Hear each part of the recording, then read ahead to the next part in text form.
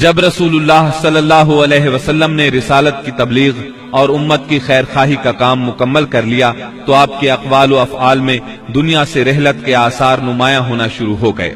آپ نے 10ویں سال رمضان میں 20 دن کا اعتکاف فرمایا اور سیدنا جبریل علیہ السلام نے آپ کو 2 مرتبہ قرآن کا دور کرایا۔ آپ نے اپنی صاحبزادی فاطمہ رضی اللہ عنہا سے فرمایا، میں سمجھتا ہوں میرا آخری وقت آ چکا ہے۔ سیدنا معاذ بن جبل رضی اللہ عنہ کو یمن کی طرف روانہ فرمایا تو انہیں وصیت فرمائی، اے معاذ، غالباً اس سال کے بعد تم مجھ سے ملاقات نہ کر سکو گے اور میری اس مسجد اور میری قبر کے پاس سے گزرو گے۔ یہ سن کر سیدنا معاذ بن جبل رضی اللہ عنہ رونے لگے۔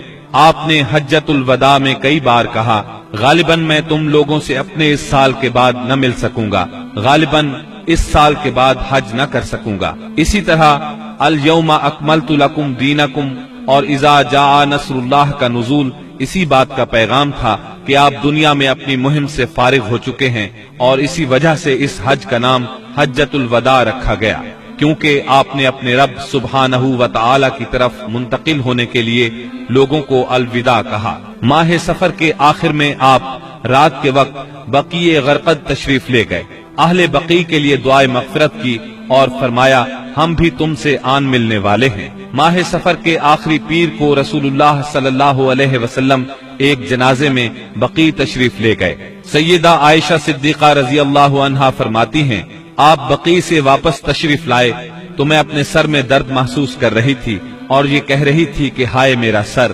یہ سن کر آپ نے فرمایا، بلکہ میں واللہ اے عائشہ ہائے میرا سر۔ یہ آپ صلی اللہ علیہ وسلم کی بیماری کی ابتدا تھی۔ اس کے باوجود آپ باری باری سب بیویوں کے پاس دن گزارتے رہے، یہاں تک کہ مرض میں شدت آ گئی۔ اس وقت آپ سیدہ میمونہ رضی اللہ عنہا کے گھر میں تھے اور پوچھ رہے تھے، کل میں کہاں رہوں گا، میں کل کہاں رہوں گا؟ مطلب یہ تھا کہ مجھے سیدہ عائشہ رضی اللہ عنہا کے ہاں رہنے دیا جائے۔ چنانچہ ازواج مطہرات نے اجازت دے دی کہ آپ جہاں چاہیں رہیں۔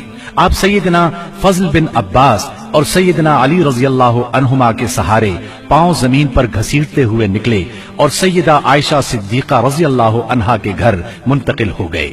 سیدہ عائشہ صدیقہ رضی اللہ عنہا فرماتی ہیں، جب آپ میرے گھر تشریف لائے اور بیماری نے زور پکڑا تو آپ نے فرمایا، مجھ پر 7 مشکیزیں پانی ڈالو جن کا بندھن نہ کھولا گیا ہو، تاکہ میں لوگوں کو وصیت کر سکوں۔ چنانچہ ہم نے آپ کو سیدہ حفصہ رضی اللہ عنہا کے ایک لگن میں بٹھا کر مشکیزوں سے پانی ڈالا، یہاں تک کہ آپ نے ارشاد فرمایا، بس بس لوگوں تم نے کام پورا کر دیا۔ اس وقت آپ نے کچھ تخفیف محسوس کی اور مسجد میں تشریف لے گئے۔ سر پر پٹی بندھی ہوئی تھی، ممبر پر فروکش ہوئے اور بیٹھ کر خطبہ دیا اور لوگوں کو وصیت فرمائی، تم سے پہلے جو لوگ تھے وہ اپنے انبیاء اور بزرگوں کی قبروں کو سجدہ بنا لیتے تھے، تم لوگ قبروں کو سجدہ نہ بنانا، میں تمہیں اس سے منع کرتا ہوں۔ اور فرمایا، یہود و نصارہ پر اللہ کی لعنت، انہوں نے اپنے انبیاء کی قبروں کو سجدہ بنایا۔ مزید فرمایا، تم لوگ میری قبر کو بت نہ بنانا کہ اس کی پوجا کی جائے۔ پھر آپ نے خود کو قصاص کے لیے پیش کیا۔ انصار کے متعلق خیر کی وصیت فرمائی، پھر فرمایا، ایک بندے کو اللہ نے اختیار دیا کہ وہ دنیا کی چمک دمک اور زیب و زینت میں سے جو چاہے لے لے، یا اللہ کے پاس جو کچھ ہے اس کو اختیار کرے، تو اس بندے نے اللہ کے پاس جو کچھ ہے اس کو اختیار کیا ہے۔ سیدنا ابو سعید خدری رضی اللہ عنہ فرماتے ہیں، یہ سن کر ابو بکر صدیق رضی اللہ عنہ رونے لگے اور فرمایا، ہم اپنے ماں باپ کے ساتھ آپ پر قربان۔ آپ نے نماز، غلاموں اور لونڈیوں کے بارے میں بھی وصیت فرمائی اور فرمایا، میں تم میں 2 چیزیں چھوڑ رہا ہوں، جب تک ان دونوں کو مضبوطی سے تھامے رہو گے ہرگز گمراہ نہیں ہوگے، کتاب اللہ اور میری سنت۔ مرض کی شدت کے باوجود آپ نمازیں خود پڑھاتے رہے، لیکن اس دن یعنی جمعرات کو جب عشاء کا وقت ہوا تو آپ نے لگن میں غسل فرمایا تاکہ مرض میں کمی ہو جائے۔ اٹھنے لگے تو غشی طاری ہو گئی، پھر افاقہ ہوا تو دوبارہ غسل فرمایا، پھر اٹھنے لگے تو اس بار بھی غشی ہو گئی، تیسری بار غسل فرمایا، اٹھنے لگے تو پھر غشی طاری ہو گئی۔ آخر آپ نے ابو بکر صدیق رضی اللہ عنہ کو کہلا بھیجا کہ وہ لوگوں کو نماز پڑھائیں۔ چنانچہ اس وقت سے بقیہ ایام میں ابو بکر صدیق رضی اللہ عنہ نے نماز پڑھائی۔ آپ کی حیات مبارکہ میں ابو بکر صدیق رضی اللہ عنہ نے 17 نمازیں پڑھائیں۔ ہفتہ یا اتوار کو رسول اللہ صلی اللہ علیہ وسلم نے کچھ افاقہ محسوس فرمایا، چنانچہ 2 آدمیوں کے سہارے سے ظہر کی نماز کے لیے تشریف لے آیا۔ اس وقت سیدنا ابو بکر صدیق نماز پڑھا رہے تھے۔ آپ کی آمد کو محسوس کرتے ہی ابو بکر صدیق پیچھے ہٹے، لیکن آپ نے اشارے سے روک دیا اور پھر ابو بکر صدیق رضی اللہ عنہ کے پہلو میں بیٹھ کر نماز پڑھائی۔